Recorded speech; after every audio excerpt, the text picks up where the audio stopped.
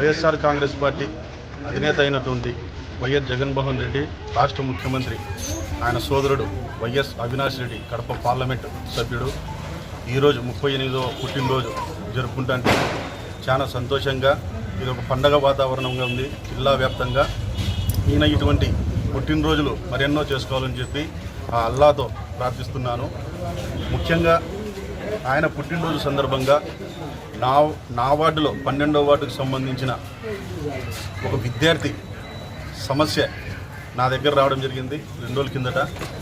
ఆ విద్యార్థిని నేను చేతుగా ఉంటానని మాటిచ్చాను.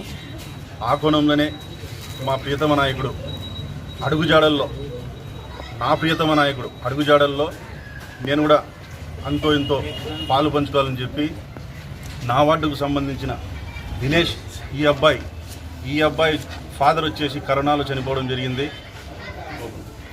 చదువుకునేదానికి ఆర్థికంగా ఇబ్బంది ఉంటే కనుక ఈ సెకండ్ ఇయర్కి ఈయన నా దగ్గరికి వచ్చి, అంకుల్ చదువుకునేదానికి నాకు కష్టంగా ఉంది, నేను చదువు మానుకుంటానని చెప్పగా, వద్దు నాన్న, చదువు అనేది మానుకోకు, చదువు అనేది ఎప్పటికీ మానిపించకూడదు, నువ్వు కూడా మానుకోకూడదు అని ఆయనకు చెప్పాను.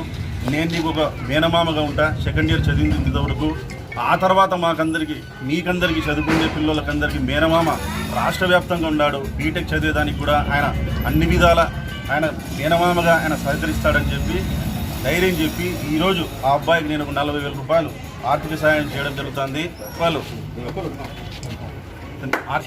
చేయడం జరిగింది. మా నాన్న కరోనా కాలంలో చనిపోయిన తర్వాత నేను చదువు ఆపేద్దామని అనుకున్నాను.